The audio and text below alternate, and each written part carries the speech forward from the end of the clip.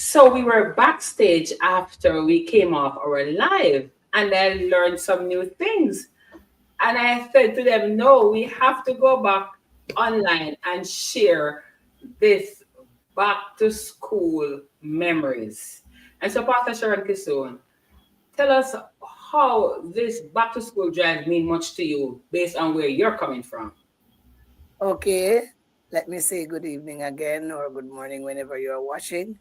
And I remember when I was going to school and even when I passed to go to the very technical high school, it was really challenging for my parents. And so the bag that I take to high school was made from the jeans pants. My parents cut the jeans pants leg and stitch it, and that was my school bag to high school. And Wow. back to school bag distribution, then I am really happy because then I didn't have a proper school bag. It was a cloth bag. And now to see, we're giving children lovely school bags, it's a joy from my heart. Mighty God, that is such a good testimony. So, Pastor Latoya, tell us about your shoes. Well, I got reasonable bags, but the shoes were an issue. Tell us about it. Entering first from Manchester High at 10 years old, my mom was away from me for a while. She was on a trip overseas. So my father was tasked, and my grandmother, my paternal grandmother, may her soul rest in peace, Miss Newman, as we call her, they were tasked with getting me shoes for school.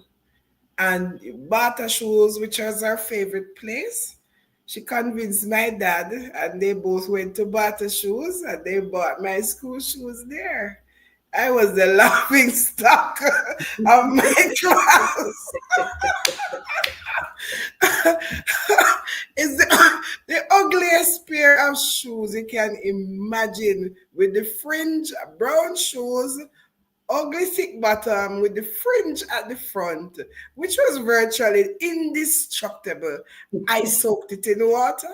I tried to cut it. I tried to burn it. It would not die. Thank God my mom returned from overseas and the shoes were no more. But I had a different set of woes. My sister overseas sent me a lovely pair of Clarks. However, it was burgundy and not brown. So I had another challenge, and that was even more indestructible. All my efforts to destroy the shoes are met with failure. so, so it brings back memories of the sacrifices, and also I'm not ashamed of where I come from. My parents worked hard, had many children, was six of us, and to have so many children going to high school at once was not easy. And many a Sunday, my mom had to go to the shoemaker or become the shoemaker herself just to ensure we go to school. I share with Sharon today, and I'm not ashamed. I went to school with, by the time you get to school, you come off the bus, you walk through the park, you get to Manchester High Gate, your shoes are opening up again. And your toe is having a nice air conditioning from the breeze. So what I didn't look down for the whole day. I,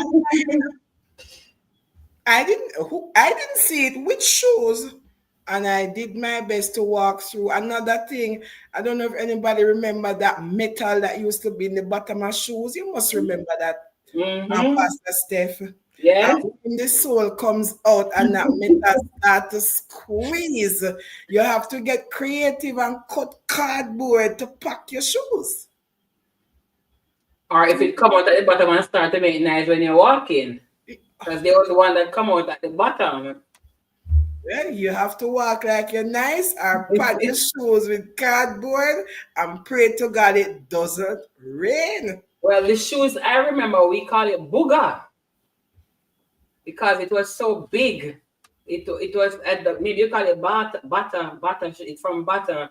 Yeah, it came like it was just this mass production type of shoe. Yes. Had no shape. It was just Rubber.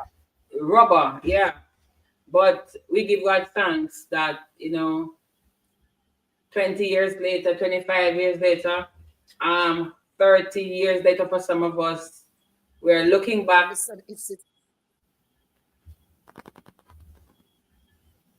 We're looking back and we want to say thanks, even to our parents for the sacrifice that they have made.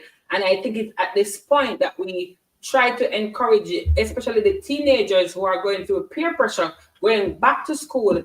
If their parents not able to afford the brand bag or shoes like their friend, remember you're going for your education and not the bag and the shoes, because those things will fade away. And so I want you to get your priorities straight going into school this September, because today we went through a challenge during high school or challenging time. We didn't get what we want.